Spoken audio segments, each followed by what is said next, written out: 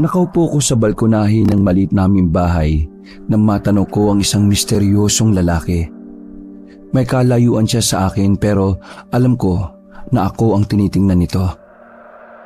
Pero nung makalingat lang ako saglit, ay bigla naman itong nawala na parang isang bula.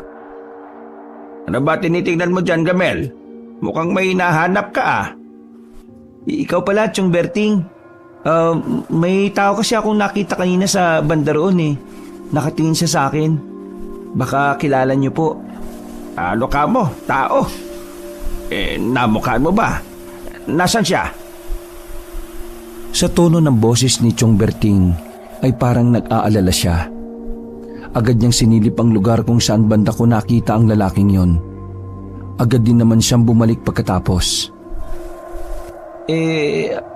Anong nakita niyo, Chong? May mga bakas ng paa akong nakita roon. At hindi ordinaryong mga bakas ng paa, Gamel. Po? May dapat kang malaman, Gamel. Siguro ito na ang tamang panahon para malaman mo na rin ang tunay mong pagkatao. Doon ako na-curious sa sinabi ni Chong Berting. Simula bata pa lang kasi ako, Kabanong, ay wala na talaga akong nakagis ng mga magulang.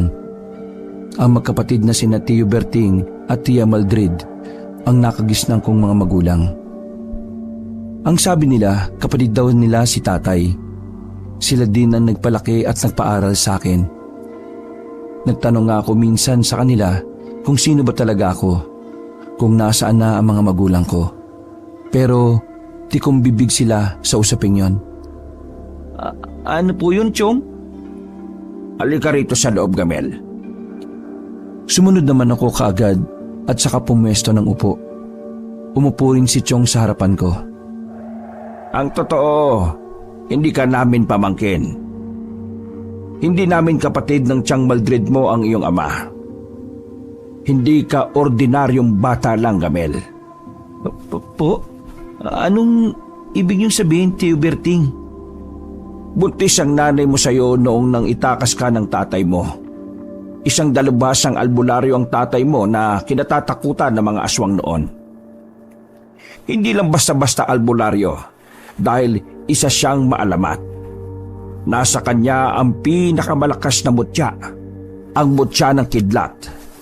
Kaso habang tinatakas niya ang nanay mo, hinabol sila ng mga aswang. Napatay nila ang tatay mo pero hindi naging madali sa mga aswang yon. Bago nila tuluyang napatay si Ka Anton, ay ilan ding kalahi nila ang nasawi. Kung hindi nga lang dahil sa inyo ng nanay mo baka hanggang ngayon ay buhay pa si Ka Anton. Napatay lang siya ng mga aswang dahil sa pagprotekta sa inyong mag-ina. Anong nangyari po kay nanay, Chong? Napatay po ba siya ng mga aswang? Hindi. Dahil dumating kami ng Tiyang Maldred mo, kasama namin noon ang iba pang mga kasamahan namin. Kinuha namin ang nanay mo't iniligtas. Hindi na rin naman kami hinabol pa ng mga aswang dahil sa kaunti na lang din sila at sa pinsalang natamo nila mula sa pakikipaglaban ng tatay mo. Tapos po, saan niyo siya dinala? Sa malayo kung saan hindi kayang pasukin ng mga aswang. Ang Isla Verde kung tawagin namin. Halos lahat ng nakatira doon ay mga albularyo. Ano po pala yung pakay nila sa mga magulang ko? Bakit gano'n na lang ang kagustuhan nilang mapatay ang mga magulang ko? Gaya nga ng sinabi ko, Gamel, isang malakas at magaling na albularyo ang tatay mo. Sa madaling salita, isang tinik ito sa mga lalamunan nila. Lalo na noong nalaman pa nilang nagdadalang tao ang nanay mo.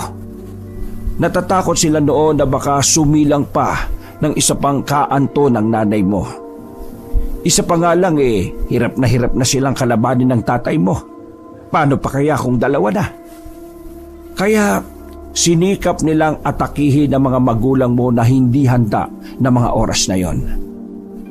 Gusto rin nilang patayin ang sanggol na sa sinapupunan ng nanay mo at ikaw ngayon. Pero hindi sila nagtagumpay dahil hindi nila akalain na ganun kalakas ang tatay mo. Pagkatapos po nun, Ano nangyari sa nanay ko? Nasaan na siya ngayon? Kumusta siya? Namatay rin siya pagkatapos kanyang isilang. Umalis na rin kami sa isla na yon. Dinala ka namin. Kaya napadpad tayo sa bukid na ito kung saan tayo nakatira ngayon. Po, namatay rin si nanay? Hindi ko nga namalayan noon Kabanong na tumutulo na pala ang mga luha ko. Sobrang lungkot po nang malaman ko. Tumayo si Tio Berting at saka pumasok sa kwarto. Nang lumabas ito, ibinigay niya sa akin ang kulay pulang bandana. Ito ang tanging alaalang naiwan nila. Pagmamayari ito ng Tatay Anton mo. Hindi ito ordinaryong bandana, Gamel. Isang bandanang may basbas ito at may kalakip na mutya ng kidlat.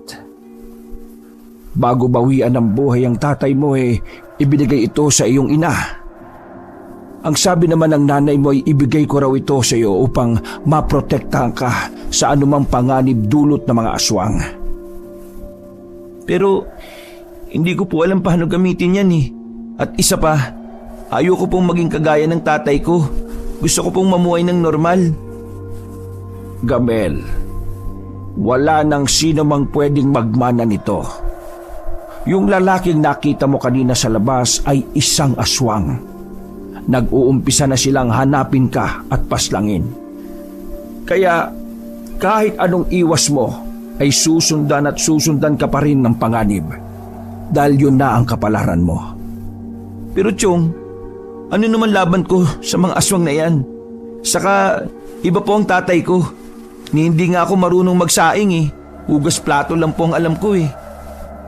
Gamel, makinig ka. Paano ka ba natutong maghugas ng plato? At bakit hindi ka natutong magsaing? Kaya lang naman ako natutong maghugas kasi gusto kong tulungan si Tiang Maldrid. At saka hindi ako natutong magsaing kasi hindi ko po sinubukan. Tumpak. Ganon din ang pagiging albularyo, Gamel. Hindi ka matututo kung hindi mo susubukan at hindi mo gugustuhin. Tiyong naman eh. Iba naman kasi yung paghuhugas at pagsasaing. At tandaan mo, Gamel, ang dugong nananalaytay sa mga ugat mo ay dugo ng isang maalamat na albularyo. Hindi mo yon maitatanggi. Wala na akong nagawa pa noon Kabanong, kundi ang kumunot noo at tanggapin ang bandanang yon. Pero may isang bagay lang po akong tanong sa iyo, Tio Berting. Isang albularyo po rin ba kayo? Oo, Gamel. Isa kong albularyong nakipagdigma noon laban sa mga aswang para sa katahimikan. Isa ko sa nanguna sa ating angkan upang pabagsakin ang lahing aswang. Pero hindi kami nagtagumpay. Natalo po kayo? Marami bang namatay sa inyo, Chong? Marami-rami rin ang nasawi sa amin. At ganon din sa mga aswang. Hindi namin kinaya ang kanilang bilang kaya napatumba nila ang aming puwersa. Kaya nga, ganon na lang ang pasasalamat namin noong dumating ang tatay mo, Gamel. Ibang angkan ang pinanggalingan niya at nag-iisang albularyo na lang siyang natitira sa kanilang panig. Wow, ganun pala kalakas ang tatay ko noon. Napapabili bang ibang lahi ng mga albularyo? Nakakatuwa naman po. Gamel, Berting, halina't mananghalian na tayo. Napatigil na lamang kami ni Chong sa pag-uusap nang tawagin kami ni Tiang Maldrid sa kusina. Kaya nagmadali naman kami pumunta roon at pumesto sa hapag. Wow, pinakbit ang paborito kong ulam. Salamat talaga, Tiang ha. Asos, ikaw talagang bata ka. Alam ko kasing marami ang kain mo kung ito ang ulam natin. Kaya namitas ako ng mga gulay sa gulayan natin kanina. Naku, salamat talaga, Tiang. The best ka talaga. Ay sige, oo na. At kumain ka na. Magugas ka ng plato pagkatapos ha. Si Tiang talaga. Hindi mo na nga kailangan sabihin yan eh. Matik na po yan oh. Pinapaalala ko lang. Baka kasi kung saan-saan ka na naman mamaya pumunta eh. Ay, oo nga pala, Gamel. Isa pa yung paglabas mo ng bahay. Bawas-bawasan mo na muna yan. Bala ko nga rin na patigilin ka muna sa pag-aaral. Ano? Patitigilin mo si Gamel sa pag-aaral? Anong pumasok sa kokote mo, Berting, ha? Oo nga po, Chong. Gusto ko pong makapagtapos eh. Ate Maldred, makinig ka. Nag-uumpisa na silang gumalaw kaya delikado ang buhay ni Gamel. Hindi tayo pwedeng magsawalang kibulang.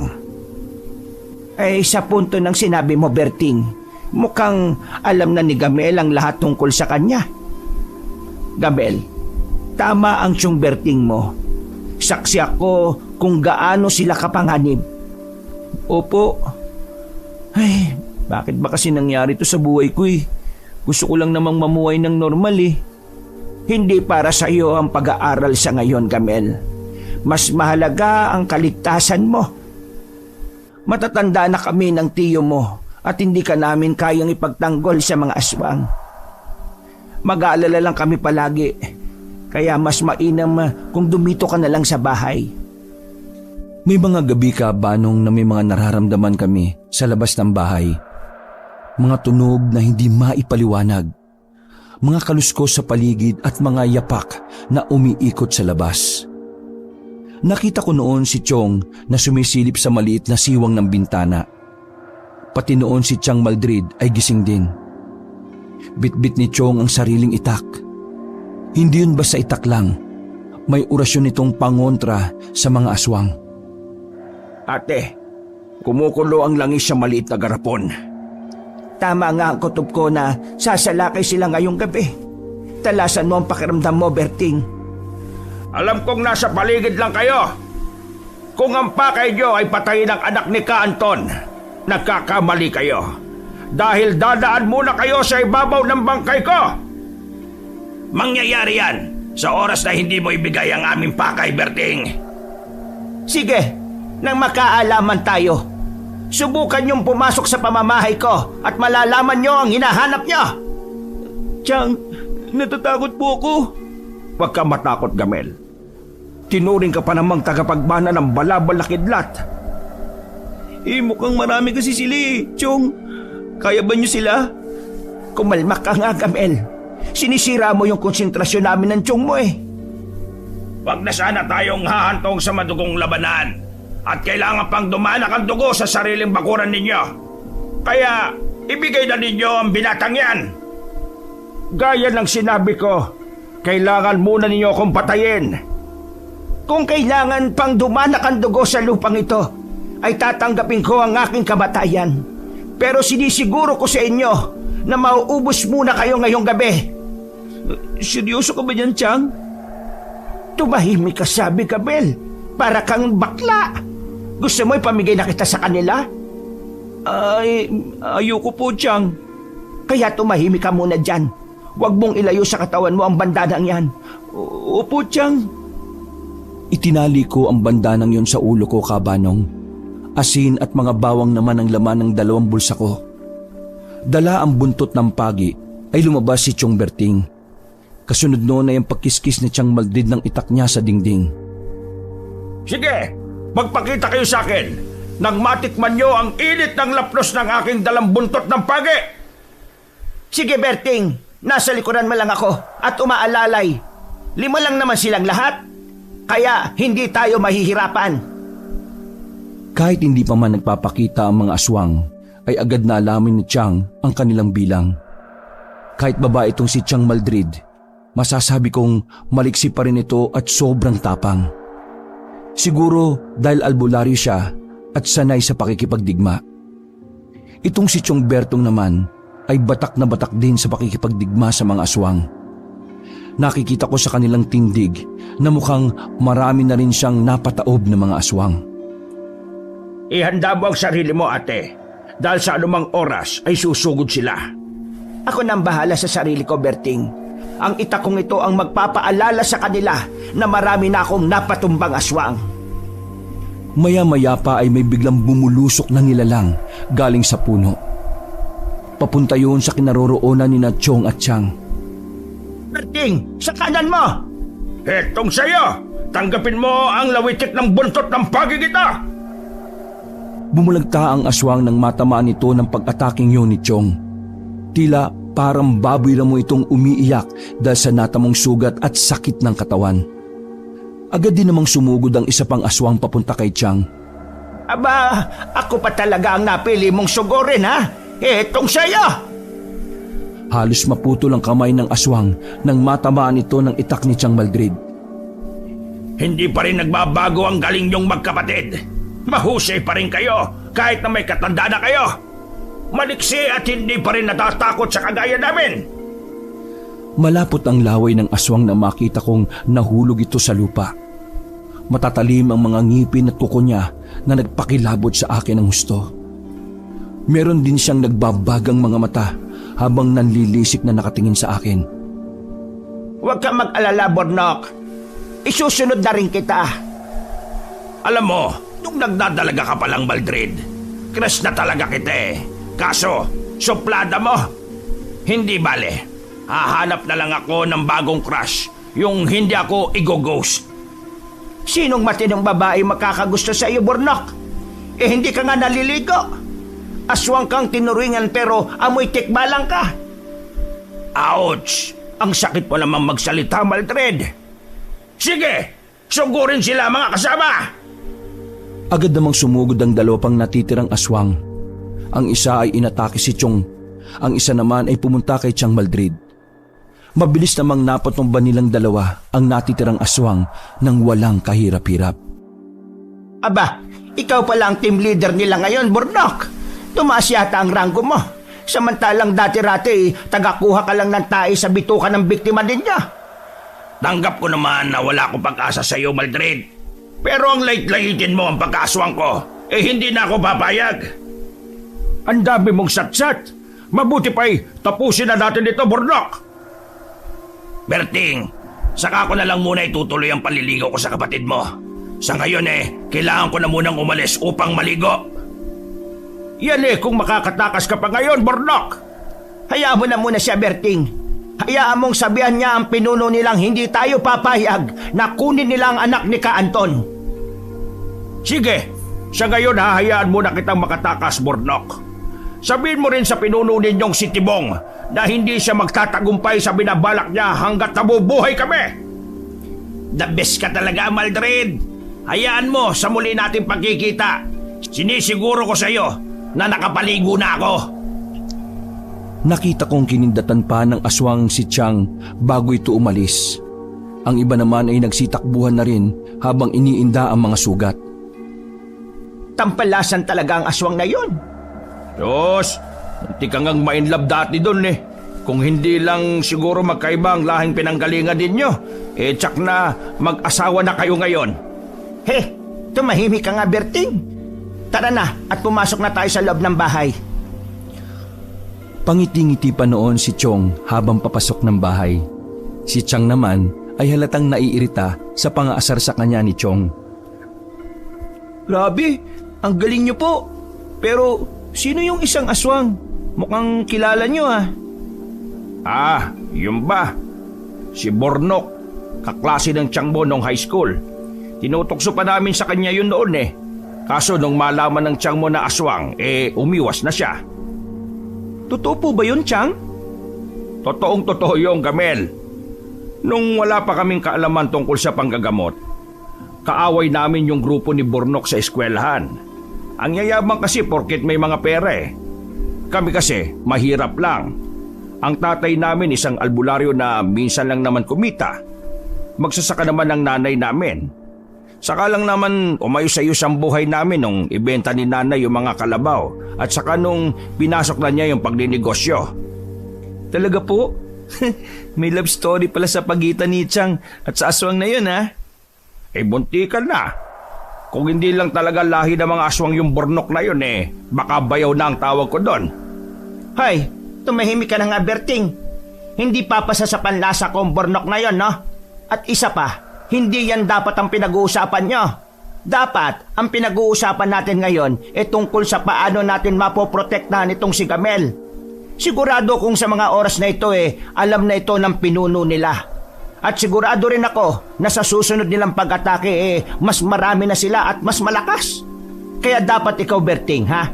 Turuan mo itong si Gamel kung paano makipaglaban sa mga aswang. Hindi yung babakla-bakla pag may aswang sa harap niya. Tama ka ate. Kailangan na nating magmadali.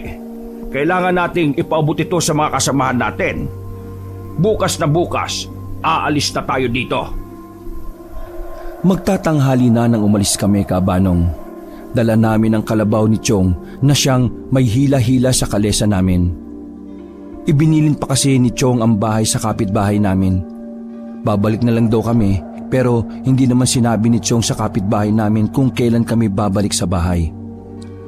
Halos isang araw din ang biyahe namin hanggang sa makarating kami sa isang maliit na komunidad. Sinalubong agad kami ng isang lalaki doon. Tapos sumigaw pa nga siya sa mga taga roon. Ipinaalam niyang dumating na si Tio Berting at Chang Maldrid. Halatang kilala niya sina Chong at Chang. Dinala niya kami sa isang maliit na kubo. May isang matandang lalaking nakaupo roon. Mukhang albularyo rin. Marami kasi siyang suot na burloloy.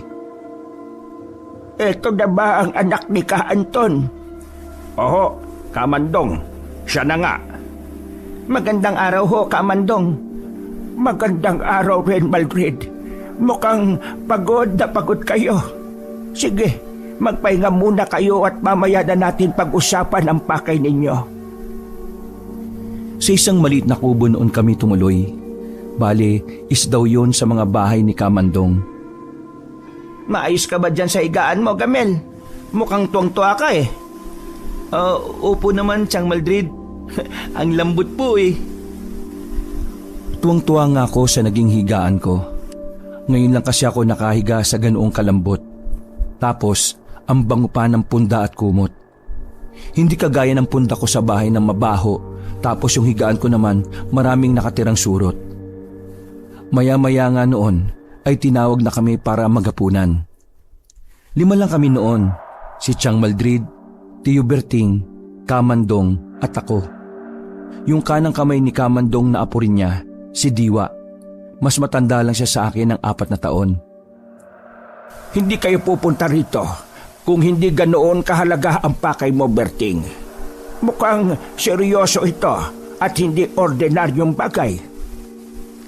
Sobrang kalmado kung magsalita lang itong si Kamandong. Aakalain mong wala siyang emosyon, pero nakikita ko sa kanya ang kakaibang aura. Nag-uumpisa na silang gumalaw, Kamandong. Ang katunayan sinugod nila kami sa bahay. Hindi sila titigil kung hindi nila makukuha ang batang ito. Kailangan na nating maganda.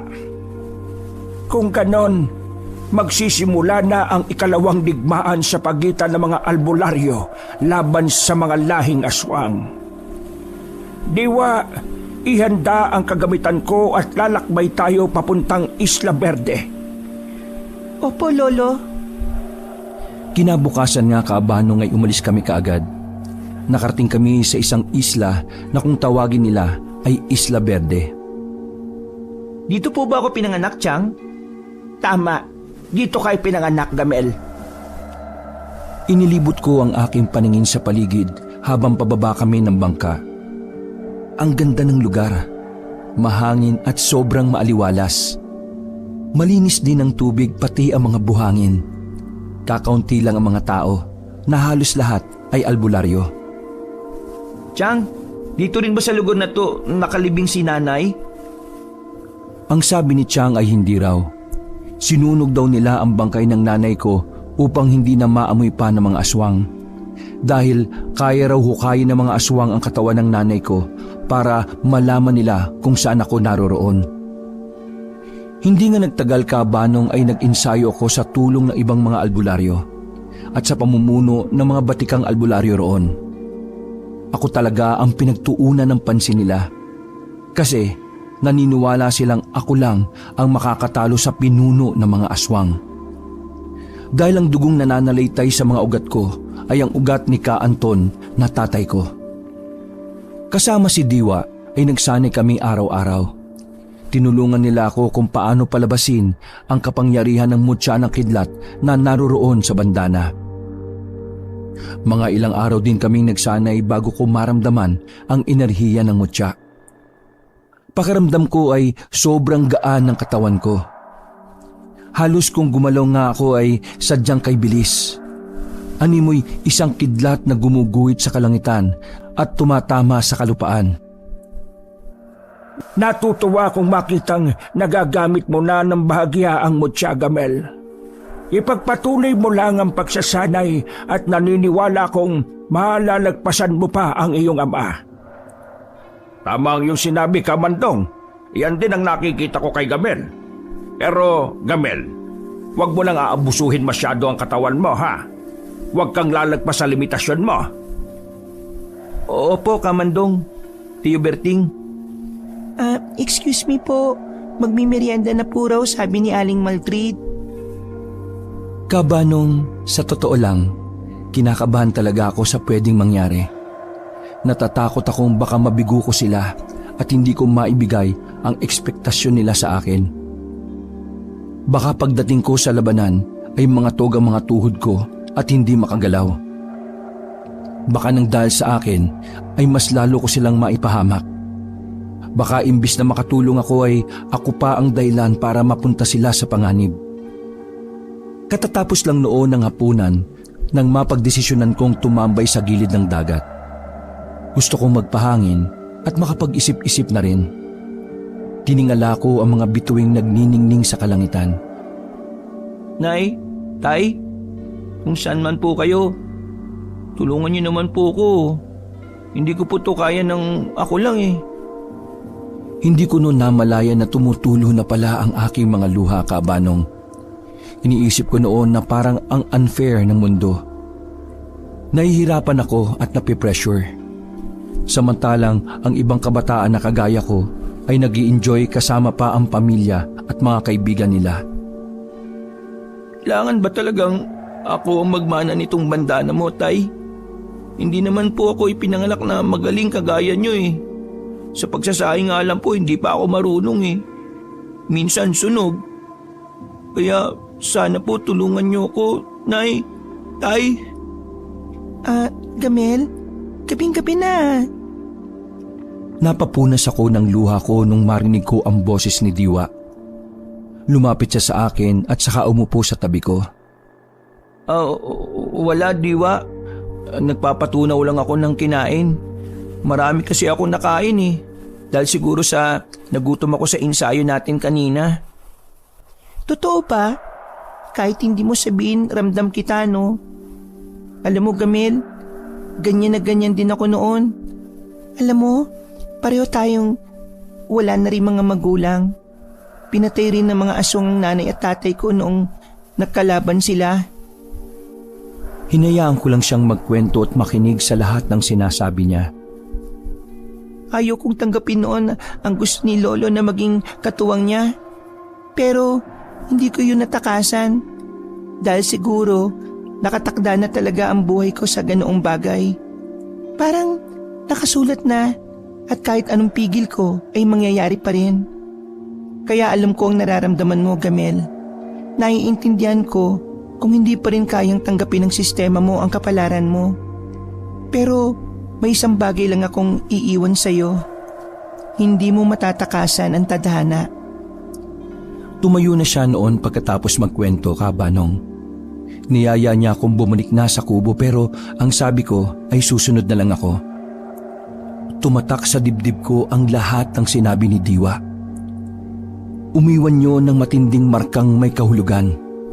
Tama siya. Dapat ko na sigurong tanggapin ng buo ang aking kapalaran. Kung ito ang buhay na nakatakda sa akin, ay buong puso ko itong tatanggapin.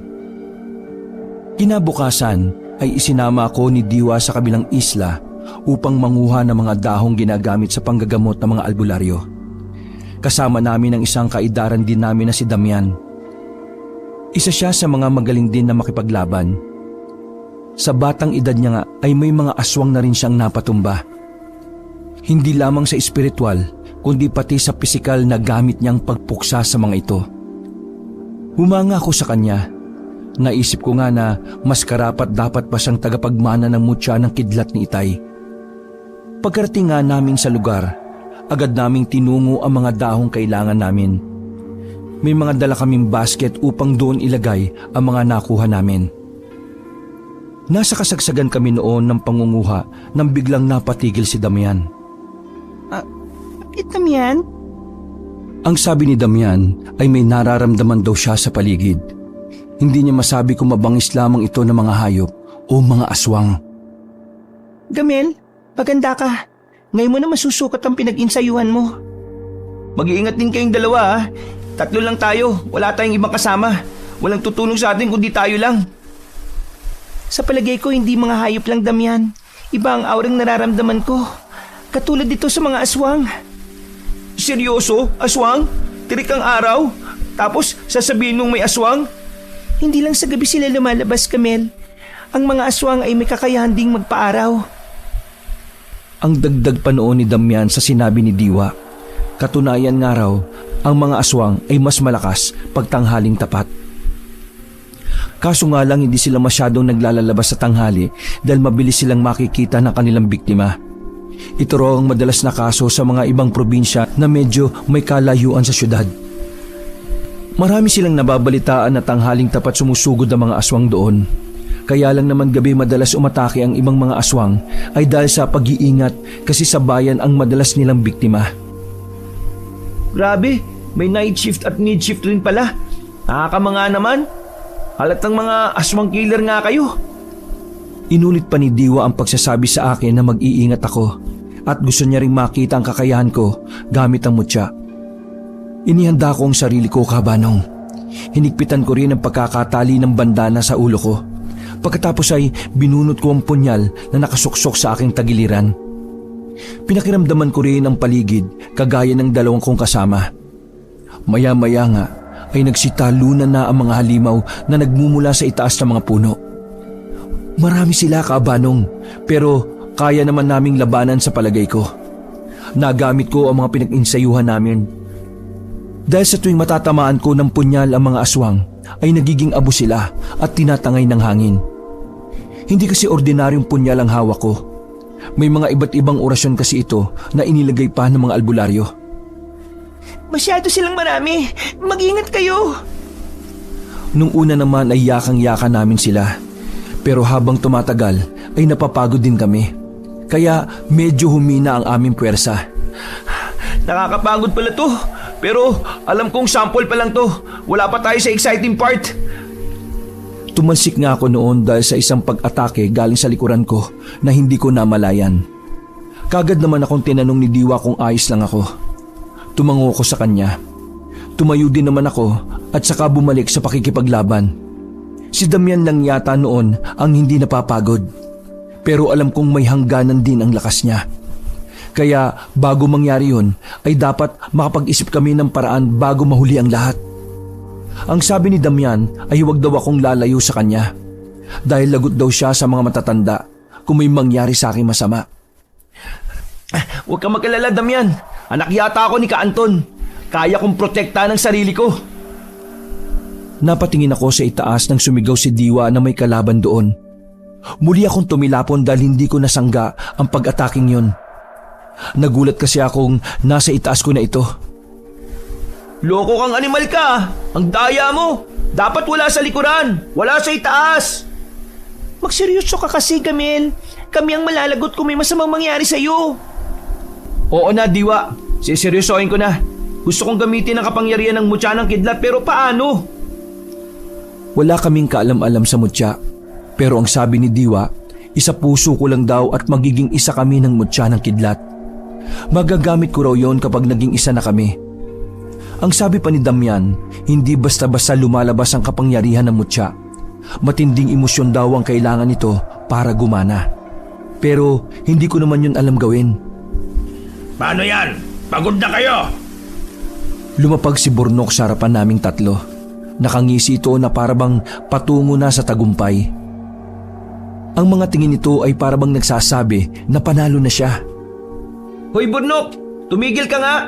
Ang buong akala mo talaga makukuha mo ako, no?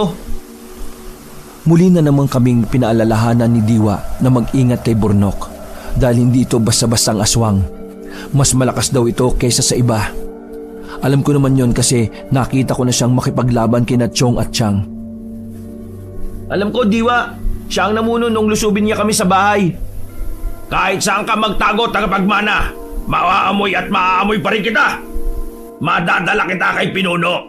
Tsaka ko natataas na naman ang ranggo ko. Marahan siyang humakbang papunta sa akin. Agad na humarang si Damian at Diwa sa harapan ko. Sa pagkakataong yon, sinigawan na ako ni Diwa. Pinapatakas na niya ako.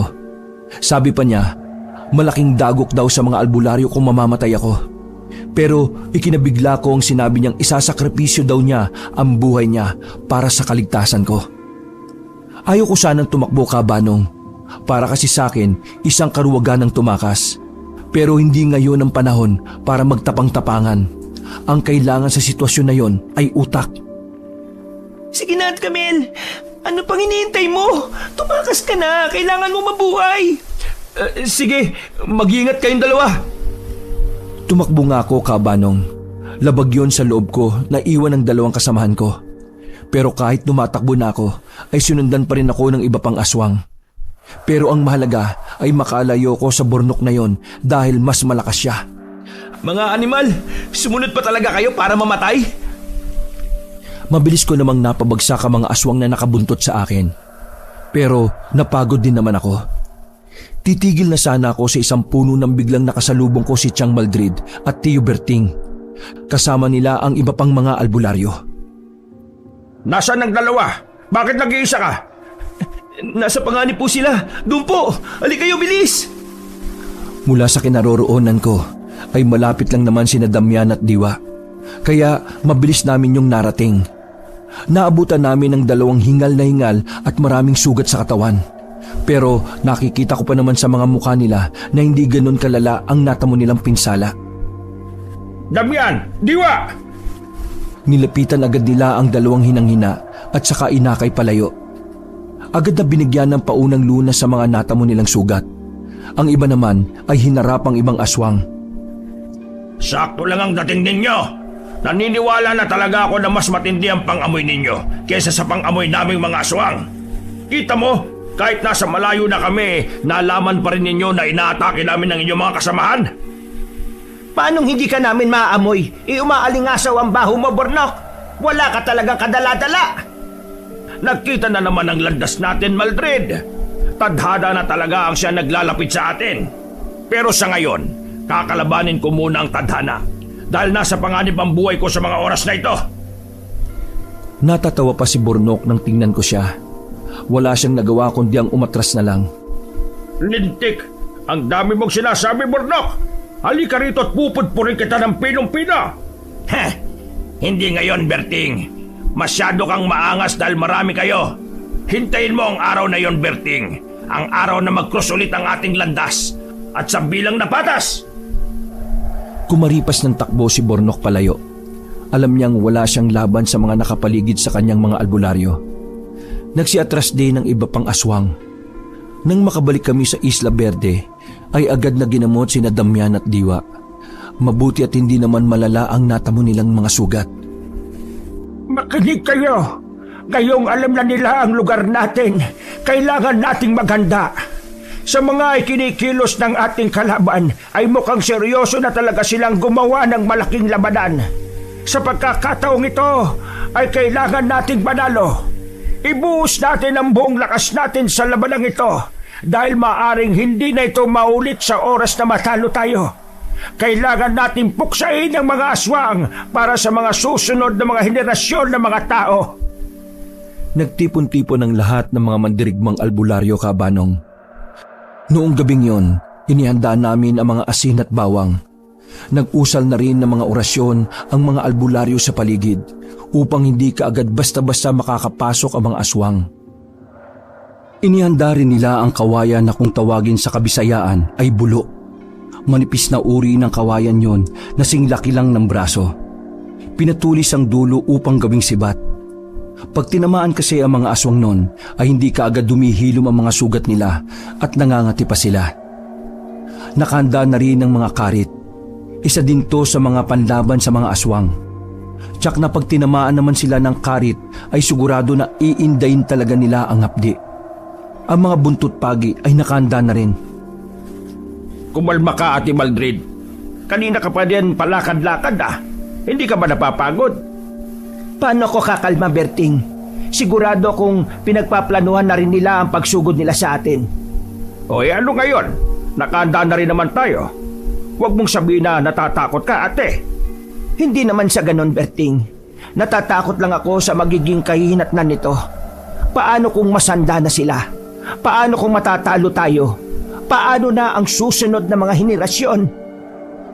Kabanong, first time kong makita si Chang Maldred na hindi mapakali. Yung tipong pinagpapawisan siya kahit mahangin. Hindi makakain ng maayos tapos laging balisa. Oo nga, Chang. Kumalma ka po. Mukhang malalakas naman yung mga kasama nating mga albularyo eh. Ang iba pa sa kanila, may mga biyasa sa pakikipaglaban. Kaya, tsaka kung matatalo natin ng mga aswang. Hindi mo kilala ang pinuno ng mga aswang, Gamel. Hindi mo alam ang kaya niyang gawin. Nasa kanya ang bertud ng bulalakaw. Tama ka, ate. Pero naniniwala pa rin ako na mananaig ang kabutihan laban sa kasamaan. At ang mutya ng kidlat ang makakatalo sa bertud ng bulalakaw na yon. Tumingin si Chong Berting sa akin. Ang mga titig na yon sa akin ay parang naniniwala siya sa kakayahan ko. Sa totoo lang, ay hindi ko talaga alam kung magagawa ko nga ba ang gusto nila. Kinabukasan ay nag-insayo muli kami. Sumailalim na rin ako sa mga ritual upang gumana sa akin ang mutya ng kidlat. Kung ano-ano na rin ang mga pisikal na ensayo ang ginawa namin. Pero kahit ni isang abilidad ng mutya ay hindi ko kayang palabasin. Wala na tayong oras, Berting. Kung sakaling hindi kayang gamitin ni Gamel ang mutya, ay tsak na katapusan na ng ating lahi. May oras pa naman siguro tayo, Kamandong. Sa tingin ko may lalabas naman ni Gamel ang kapangyarihan ng mutya bago sumugod ang mga aswang. Sana nga, Berting. Sana nga. Yumuko na lang ako sa isang tabi. Nahihiya ako sa kanila, Kaabanong. Hindi ko alam kung ano ang mararamdaman ko sa mga oras na yon. Nilapitan ako ni Chong Berting. Huwag daw ako mag-alala. Magagawa ko raw yun. Pinalakas niya ang loob ko. Naniniwala ako sa iyo, Gamel. Tinapik-tapik niya ang balikat ko pagkatapos ay iniwan na ako. Maya-maya ay nilapitan din ako ni Damian at Diwa. Tumabi ng upo sa akin. Pinalalakas din nila ang loob ko. Salamat, Diwa. Pero paano kung hindi talaga para sa akin itong mutya? Paano kung nagkakamali lang sila na ako ang tagapagmana? Paano kung para talaga to sa iba? Pero hindi lang nila nakikita. Paano kung... Hindi ko na natapos pa ang sasabihin kong yon nang biglang magsalita si Diwa. Sinabi niyang paano raw kung para sa akin naman talaga yon. Malakas daw ang pakiramdam ng mga albularyo kaya alam nila kung para kanino talaga ang mutya. Tama si Diwa, Gamel. Ang tatay mo mismo ang nagpatunay niyan. Bago siya bawian ng buhay, sigurado siya na para sa iyo talaga ang mutya. Ibinigay niya yon sa nanay mo upang ipamana sa iyo. Pero Chang, bakit hindi gumagana sa akin? Kung totoong para sa akin to, bakit hindi tumatalab sa akin? Hindi ko nga maramdaman yung presensya ng mutya eh. Siguro dahil hindi mo pa tinatanggap ng buo ang mutya. Paano tatalab ang isang mutya kung nasa kamay siya ng isang taong hindi sigurado? Ang kailangan ng mutya, Gamel, ay ang paniwalaan mo siya. Nilapitan ako ni Chang at saka tinuro ang bandana sa ulo ko. Ang mutya ay hindi lang palumuti sa katawan, Gamel. Ituring mo itong isang bahagi ng katawan mo at tanggapin mo ng buong buo. Nang sa ganon ay magiging isa kayo. Mabuti pa sila naniniwala sa akin. Naniniwalang magagawa kong palabasin ang mutya ng kidlat. Samantalang ako, Kabanong, hindi. Wala akong tiwala sa sarili ko. Walang ibang alam kundi ang pagdudahan ng sarili. Kinabukasan ay maaga akong nagising upang mag-ensayo. Ang katunayan nga ay kahit hindi pa maliwanag ay nag-umpisa na ako. Gusto kong patunayan sa sarili ko na kaya kong palabasin ang kapangyarihan ng mutya.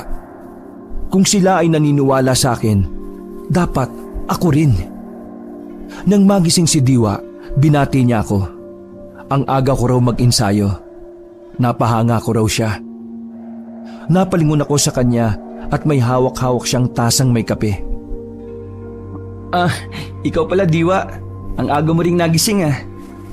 Gusto ko lang naman sanang maaga mag-ensayo, pero mas may nauna na sa akin eh. Ngumiti siya sa akin at saka inalok ako ng kape. Pinunasan ko ang pawis ko at saka lumapit sa kanya. Paano ka natuto? Bagya siyang napakunot ng noo sa naging tanong ko. Tinapos muna niya ang pag-inom ng kape at saka nagsalita. Ano? Nito, yung pakikipaglaban. Sobrang galing mo kasi. Ang totoo, hinahangaan kita, Diwa. Tumingin muna siya sa akin bago sumagot. Tapos, ngumiti na naman siya. Sabi niya, bata pa lang daw siya ay sinanay na siya ng kanyang lolo. Katunayan nga raw ay ayaw ng tatay niya sa mga albularyo. Isang doktor kasi ang tatay niya. Hindi to naniniwala sa mga albularyo. Hindi to kagaya ng nanay niya na mahilig sa ganoong bagay at panggagamot. Pero noong pinatay daw ang nanay niya ng mga aswang sa mismong harapan ng kanyang tatay, ito pa raw mismo ang nag-udyok sa kanya na dapat matuto rin siyang manggamot at lumaban sa mga aswang. Pero pinatay rin daw ng mga aswang ang tatay niya. Parehong pinatay ng aswang ang mga magulang natin. Siguro, ito nga yung kapalaran natin. Ang puksain ang mga salot na yan. Siguro nga, Gamel. Inilapag niya ang tasang hawak sa lupa at saka hinawakan niya ang kamay ko at hinila ko sa bandang gitna. Inaya na niya ako mag-ensayo. Dahil sa nagulat ako, kabanong, ay nawalan ako ng balanse sa katawan. Bagay na nagpatumba sa akin. Pero dahil hawak-hawak niya ang kamay ko, ay napasama siya sa pagtumba kong yon. Hindi naman sinasadya pero naglapat ang aming mga labi nang bumagsak kami sa lupa. Ang naging pwesto nga namin noon ay ako ang nasa ilalim tapos siya naman ang nasa ibabaw. Mga ilang segundo rin siguro kaming nakatitigan bago siya kumala sa nakakailang naming posisyon. Napahawak siya sa bibig niya habang nakatulala. Pagkatayo ko ay agad kong ipinaliwanag sa kanya kung bakit nangyari yon. Hindi ko sinasadya, Diwa. Nagulat kasi ako nung inila mo ako eh. Ang lakas kasi ng pagkakahila mo eh. Pasensya ka na ah. Tumango na lang siya. Nakita ko pa ang mamula-mula niyang pisngi. Maya-maya ay narinig namin ang boses ni Chang Maldrid. Ang aga nyo atang mag-ensayong dalawa. Namumulan na yung mga mukha nyo kaka-ensayo oh. Talagang pinaghahandaan nyo ang pag-atake ng mga aswang ah. Mabuti na lang at dumating si Chang Maldrid noon, kaya nag-iba ang usapan. Kaya lang naman namumula ang mga pisngi namin ay dahil sa nangyaring pagkatumba at sobrang pagkahiya sa isa't isa. Opo, Chang. Kailangan naming lumakas eh. Alam naming hindi biro yung laban ng magaganap. Kukuha lang po ako ng tubig. Natatarantang umalis si Diwa habang nakayuko. Ako naman ay nagpaalam na rin kay Chang. Sa kanan dumaan si Diwa, ako naman ay sa kaliwa. Pumunta ako sa dagat. Bala kong maligo roon. Ang sarap kasing languyan ng dagat tuwing umaga. Sobrang lamig ng hangin pero maligamgam pa rin ang tubig ng dagat. Pakiramdam ko ay tinatanggal nito ang stress ko at toxic sa katawan. Kakasikat lang noon ng araw nang bigla namang dumilim ang kalangitan. Umangin ng malakas na may kasamang kidlat. Nagsiliparan ng mga ibon sa puno na tila ba nababalisa. Agad naman akong umahon nang tumaas na ang mga alon. Sinalubong agad ako ni Chong Berting. Chong, may bagyo yata. Bigla na lang kasi dumilim yung kalangitan eh. Hindi, Gamel. Isa itong masamang pangitain. Maya-maya ay tinawag na kami ni Chang Maldrid. Maganda raw kami dahil nararamdaman daw nila na susugod ang mga aswang. Nagtipon-tipon ng lahat at kumuha ng sandata. Pinakiramdaman namin ang paligid. Maging alerto kayo. Ito na ang matagal nating hinihintay. Ang ikalawang labanan ng lahing aswang at lahing albularyo. Kinuha ko ang kawayang bulo at saka inihanda ang sarili. Palingalinga sa paligid habang hinihintay ang pagsugod ng mga aswang. Hindi pa nga nag-uumpisa ang bakbakan pero heto ako't hinihingal na sa kaba. Hanggang sa magulat ako sa isang tapik sa aking balikat. Si Diwa ang may gawa. Sinabihan niya akong kumalma lang. Alam naman daw niyang handa na akong lumaban. Huwag daw akong matataranta. Sa isip-isip ko lang, paano silang naniniwala sa akin? Hindi ko nga mailabas ang kapangyarihan ng mutya kahit isang beses. At saka, hindi ko pa nga kaharap ang mga aswang. Nangangatog na ang aking mga tuhod. Mag-ingat ka, Gamel. Huwag ka masyadong lumayo sa amin ng tsuberting mo. Handa ka na ba, Gamel? Tandaan mo, ang laban na ito ay para sa mga susunod na henerasyon natin. Paano ba malalaman na handa ako, Chong? Parang hindi na nga ako makagalaw kahit wala pa yung mga aswang. Maya-maya nga'y narinig na namin ang mga tunog na nakakatakot. Mga kaluskos sa mga damuhan at mga pagaspas na mga pakpak. Sa mga oras na yon ay alam naming unti-unti na kaming pinapasok ng mga kalaban. Ihanda ang sarili! Nariyan na sila! Hindi nga nagtagal ay umatake na sila. Hindi ko malang napansin na napalibutan na pala kami. Mabuti na lang ay magagaling ang mga kasama namin. Matatala sa mga pakiramdam kaya bago pa man makalapit ang mga aswang sa amin, kaya bumabagsak na ito sa lupa dahil sa mga mabibilis na pag-atake ng mga kasama ko. Gamel, sa likod mo! Naramdaman ko na lang ang pagbulagta ng aswang sa likuran ko nang sibatin ito ni Chang Maldrid. Ano ka ba, Gamel? Talasan mo ang pakiramdam mo! Sa sobrang kaba ko nga, Kaabanong, ay hindi na ako nakagalaw. Hindi ko alam ang gagawin. Halos hindi ko mahawakan ng maigi ang hawak kong sibat na kawayan. Opo, Chang. Pasensya na po. Tinapik-tapik niya ang pisngi ko at saka binunot ang sibat sa katawan ng aswang at inihagis yon sa paparating ding aswang. Habang abala ang lahat sa pakikipaglaban, ay heto ko, nakatayo lang sa gitna habang nakatulala. Napabaling ang atensyon ko kay Tio Berting. Mabilis niyang napapatumba ang mga kalaban gamit ang karit at kamao niya. Ang iba ay ganun din. Walang kalaban-laban kung titingnan ng mga aswang sa kanila. Pero sa bilang na mayroon ng mga aswang, hindi pa tiyak ang aming panalo. Hindi ko pa nga nakikita yung si Bornok at ang pinuno nila. Kahit matalo namin itong mga aswang, sigurado kong mahihirapan naman kami sa leader nila. At tiyak na pagod na kami sa oras na yon. Gamel, ano? Manunod ka lang ba? Napalingon ako noon kay Diwa na pinagsasasaksak ang mga aswang sa dibdib. Nakikita ko rin sa mga mukha ng iba na nakakaramdam na sila ng pagod. Marami-rami pa rin ang mga aswang na umaatake sa amin. Sige, panoorin mo kami habang unti-unting nauubos, Gamel. Dahil sa sinabing yon ni Diwa ay parang nagising ako, Kaabanong. Hinawakan ko ng mariin ang sibat at saka mabilis na itinarak ito sa aswang na pasugod sa akin. Yan, ganyan nga, Gamel. Ipakita mo kung kanino ka naka. Nang makapatay ako ng isang aswang, Kaabanong, ay nag-iba ang pakiramdam ko. Tila ba ginanaan pa akong pumatay pa ng isa? Ganito siguro ang pakiramdam ng makakaganti ka sa pagpaslang nila sa mga magulang mo. Yan sa'yo, animal ka!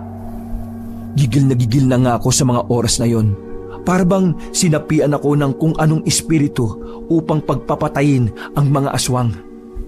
Huwag mong ibuhos ang buong lakas mo, Gamel. Huwag kang manggigil.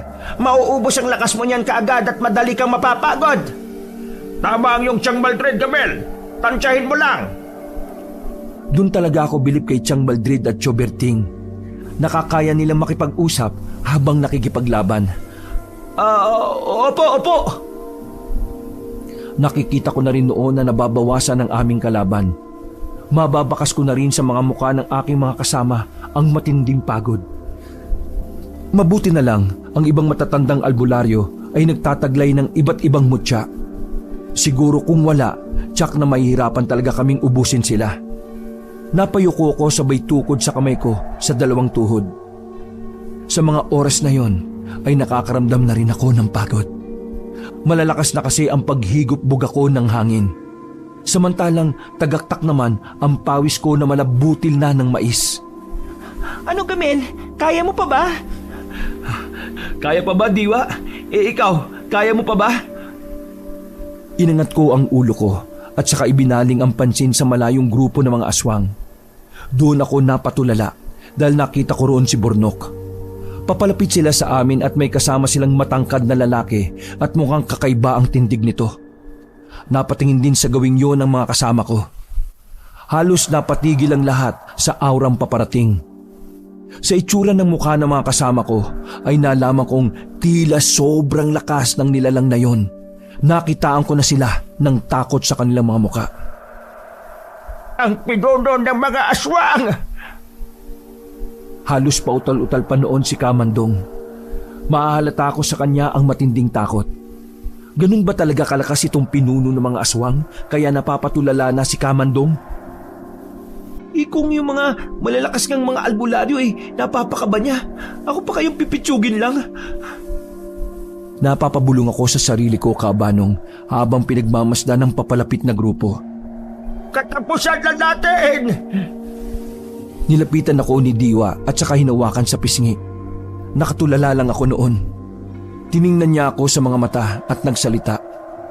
Sinabi niyang malaki ang tiwala niya sa akin. May lalabas ko raw ang kapangyarihan ng mutya ng kidlat na hawak ko. Ngayong ka magangas, Berting! Mukhang hindi ka na makagalaw dyan, Sigaw ni Bornok na makalapit na sa amin. May naon lang naman ang katabi niyang pinuno. Hindi rin noon sumasagot si Tio Berting. Nakita kong tumabi na ang iilang mga aswang na natitira sa kanilang mga kasama. Ikaw na ba ang anak ni Anton? Malaki ka na, iho. Hindi niyo siya makukuha kahit buhay ko pa ang kapalit! Huwag ka na magsalita, Maldred ko. Pakiusap, umuwi na tayo. Saad ni Bornok kasabay ng malakas na tawa nito. Nagkita ulit tayo, Maldred. Isa ka sa dahilan kung bakit nakatakas itong anak ni Anton. Isa ka pa, Berting. Animal ka, Tibong. Gagawin ko ang lahat para maprotektahan ang tagapagmana ng mutyang kinatatakutan mo. Hanggang kailan, Berting? Hanggang kailan nyo mapoprotektahan ang batang yan? Hanggang kaya na niyang mailabas ang kapangyarihan ng mutya. Napatingin noon ang lahat sa nagsalitang si Kamandong. Pati ako napatingin na rin. Lalo kong nakaramdam ng takot. Nanginginig na ang tuhod ko pati ang kamay ko. Pati na rin ang baba ko. Napapatanong na ako sa sarili ko. Kaya ko ba talaga? Paano kung hindi? Paano na sila? Umaasa silang lahat sa akin. Magaling ka pa rin magtago ng emosyon mo, Mandong. Pero ang totoo, hindi ka matapang. Duwag ka! Nakikita ko sa mga mata mo ang matinding takot. Malapit na ang katapusan mo, Mandong. Malapit na! At ang lahat ng mga mutya ninyo ay mapapasa amin. Sabik na ako mapagtagumpayan yon. Ngumisi muli si Bornok. Sa totoo lang ay nababanas na ako sa kanya kanina pa. Lumalabas kasi yung ngipin niyang madilaw at nangingitim-itim pa ang ibang parte nito. Idagdag mo pa ang laway nitong tumutulo sa tuwing bumubuka ang bibig nito. Kulay pulang mga mata na akalain mo ay nakahit-hit ng katol. Tumahimik ka nga, Bornok. Hindi naman kami papayag na kagaya mong madugis lang mapunta ang mga mutya. Ikaw talaga, Maldred. Wala ka ng ibang ginawa kundi ang laitin ng pagkaswang ko. Ganyan ka ba magmahal? Kung pagmamahal ang tawag mo riyan, Bornok, pues para sa akin isa itong kagimbal-gimbal na bangungot. Siguro nga ay wala na talagang pag-asa itong ating love story. Pero ito lang ang tandaan mo, Maldred. Ikaw ang sumuko, hindi ako. Nakakairta talaga itong si Bornok. Akala mo naman ay totoo ang pinagsasasabi. Halata namang kapilyuhan lang niya ang umiiral. Pangaasar lang niya yon sa tiyahin ko. Magkukwentuhan na lang ba tayo? Nanlaki ang mata ko nang sabihin niyo ni Chang. Masyado siyang nagmamadali. Hindi pa nga ako handa. Gusto na yata niyang mamatay kaagad eh. Ubusin sila, pati ang batang yan na sinasabing tagapagmana ng mutya. Pagkatapos ay ibigay sa akin ang mutyang hawak niya. Damian, Diwa, tumakas na kayo. Isama niyo si Gamel. Pero Lolo, Wala nang pero-pero, Diwa. Sige na, dalhin na ninyo si Gamel. Kung masasawi siya ngayon, siguradong wala na tayong pag-asang manalo pa. Tama ang lolo mo, Diwa. Sa ngayon, habang hindi pa nailalabas ni Gamel ang kapangyarihan ng mutya, kailangan na muna natin siyang itakas. habang may panahon pa, tumakas na kayo. Sige na. Pero hindi niyo sila kaya, Chang. Kahit mananatili pa kayong tatlo, wala pa rin pinagkaiba yon. Matatalo pa rin tayo. Ang kaya lang namin gawin sa ngayon ay iantala sila para makalayo kayo. Ano pang tinitingin-tingin nyo riyan? Burnok, atakihin nyo na sila. Huwag nyong hayaang makatakas ang tagapagmana. Ay, opo, pinuno.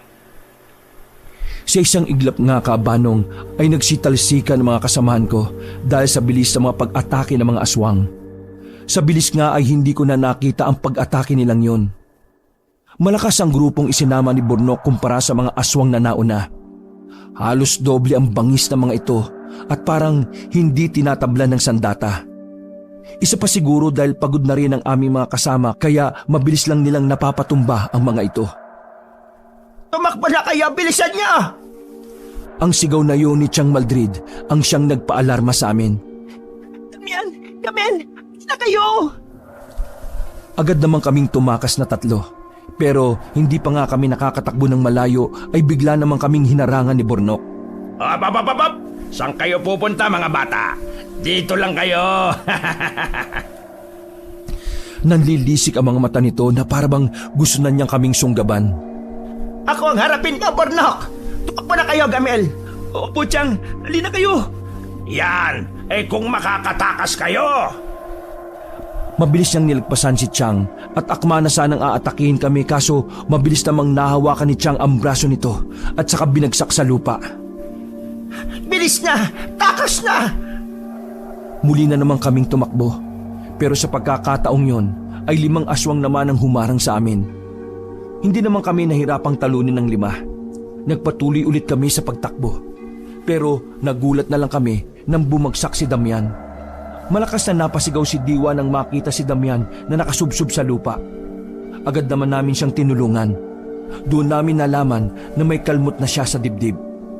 Binigyan siya ng pangunang lunas ni Diwa pero patuloy pa rin dumurugo ang sugat nito. Kung magpapatuloy pa ito, ay tiyak na ikamamatay niya. Lumaban ka, Damian! Lumaban ka! Halos agaw hininga na nga siya. Masyadong matalim ang natamo niyang sugat. Gamel, ubarin mo ang damit mo! Ha? Bakit? Itatali natin sa sugat ni Damian, kaya bilisan mo! Pagkatapos nga noon ay inakay ko si Damian. Kahit mabagal ay nagpatuloy pa rin kami. Malapit-lapit na rin naman kami sa dagat. Natatanaw ko na rin ang bangkang sasakyan namin. Kaunti na lang, Damian. Kaunting tiis na lang. Nang makarating kami at aalis na sana, bigla namang dumating si Burnok. Bumaba si Diwa upang harapin ito. Ako na bahala dito. Umalis na kayo, Gamel. Ha? Mag-iingat ka, Diwa, ah. Nagawang makahabol ni Burnok sa amin. Isa lang ang ibig sabihin nito. Natalo niya si Chang Maldrid. Nang maisip ko yon, bigla ko na lang siyang sinigawan. Anong ginawa mo kay Chang Maldrid? Ano pa nga ba?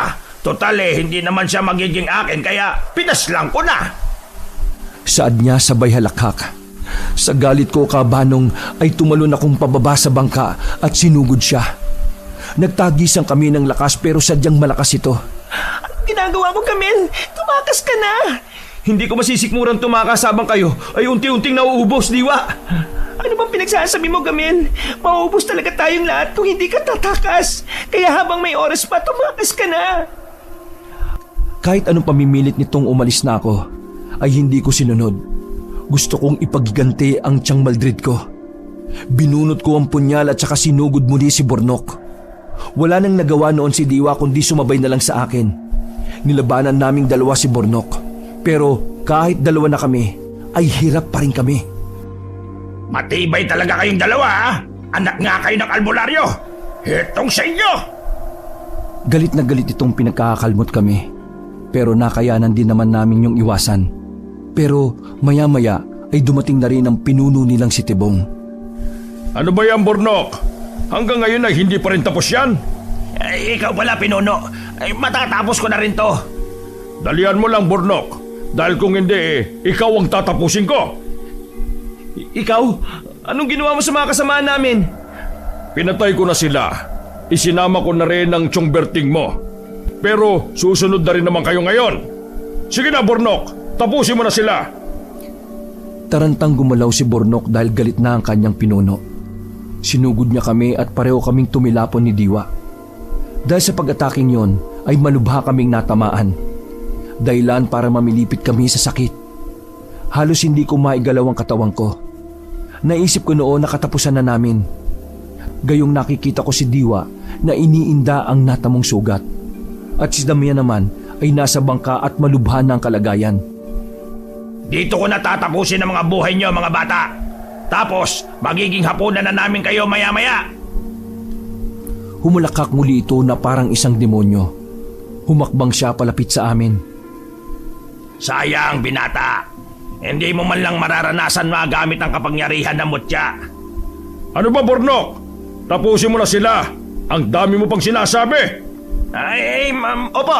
Masusunod, pinuno. Handa na sana akong maging katapusan namin nang biglang tumagos ang kawayang bulo sa katawan ni Bornok. Sabay kaming napatingin ni Diwa sa direksyon kung saan nanggaling ang pag-ataking yun at si Damian ang nakita naming nakatayo habang hawak-hawak ang kanyang sugat. Ikaw? Lumaki ang dalawang mata ni Bornok sa sakit na nararamdaman. Bumagsak ang katawan niya sa buhangin at hindi na muling nakagalaw pa. Napaupo naman si Damian at saka sumenyas na ayos lang siya. Sa kabila ng sugat na natamo niya, ay nagawa pa rin niya ang bagay na yon. Nakakamangha, maging ang pinuno ng mga aswang ay natulala lamang sa nangyari. Hindi niya akalain na babagsak ng ganun-ganun lang si Bornok. Pinilit kong itayo ang sarili ko at saka hinarap ang pinuno. Alam kong wala akong laban sa kanya. Pero lakas ng loob lang at pananalig sa itaas ang sandata ko. Kung ang mga kasamahan ko nga ay handang ibuwis ang buhay maligtas lang ako, ano naman ang silbi ko nun kung hindi ko rin kayang gawin sa kanila yon? Muli na naman akong sinabihan ni Diwa na iligtas ko ang aking sarili. Hayaan mo na akong gawin to, Diwa. Hayaan mo na akong patayin itong animal na to. Ay, iba ka na ba, Gamil? Hindi mo siya kaya. Akala ko ba naniniwala kayo sa akin? Akala ko ba ako ang magliligtas sa mga susunod na henerasyon? Sinabihan ako ni Diwa na kailangan ko pang mag-ensayo hanggang sa matutunan ko na ang paggamit ng mutya. Hanggang kailan, Diwa? Hanggang sa maubos na kayo? Hanggang sa maubos na ang mga tao? Hindi ko kayang panoorin ang lahat ng dahan-dahan kayong nauubos. At heto ko, walang ginagawa kundi ang iligtas ang sarili. Wala nang nagawa si Diwa kundi ang panoorin akong makipaglaban sa pinuno ng mga aswang. Aba, alam mo, Gamel, pareho talaga kayo ng tatay mo. Matigas ang ulo. Tandang-tanda ko pa noong bata pa kami. Ang katunayan niyan, Gamel, kaibigan ko ang tatay mo. Pero noong magbinata na kami, ibang landas ang pinili ko. Siya, sa pag-aalbularyo alinsunod sa gusto ng angkan ninyo. Ako naman, tinanggap ang kadilimang galing kay Satanas para sa buhay na walang hanggan. Naglakad siya papunta sa akin. Hinawakan ko ng mariin ang punyal. Nakahanda na ako sa muling pag-atake niya. Pero natigilan ako nang marinig ang kwento niya. Hindi ko akalain na makababata pala sila ni tatay. At alam mo ba kung bakit ko tinanggap ang kapangyarihan ng kadiliman? Dahil yun sa ama mo. Inagaw niya ang mahal ko. At yun ay ang nanay mo. Nang medyo malapit na siya, ay mabilis niya akong inatake. Sa sobrang bilis nga ay hindi ko man lang yon nailagan. Muli akong natumba pero bumangon din ako kaagad. Noong gabing mapatay ko ang tatay mo sa gubat, yun ang pinakamasarap na pakiramdam, Gamel. Pero sa kasamaang palad, nakatakas kayo ng ina mo sa tulong ng mga ponyemas na albularyo. Muli niya akong sinugod at muli na naman akong tumilapon. Hindi ko talaga kayang sanggain ang mga pag-atake niyang yun. Malapit na akong maubusan ng lakas, Kabanong. Nakakaramdam na rin ako ng matinding hingal. Ikaw ang bunga ng pagmamahala nila na gusto kong puksain. Magiging sagabal ka rin sa mga plano ko balang araw kung patuloy kang mabubuhay. Sa pagkakataong yon ay buong lakas na niya akong pinagsususuntok. Agad akong tumalamsik at bumagsak sa buhanginan.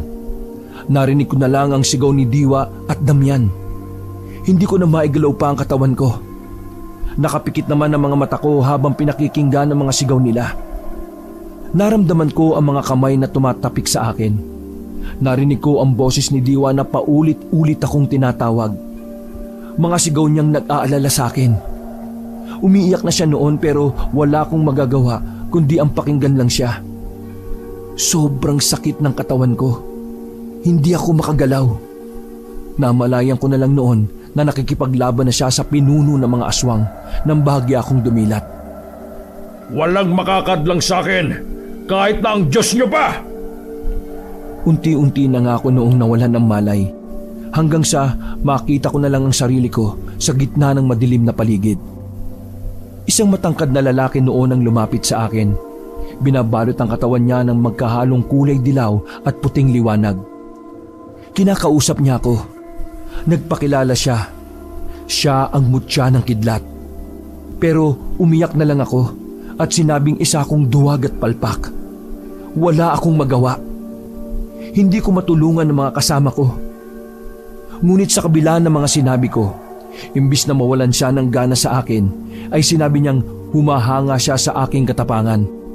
Pero saan at paano ba ako naging matapang?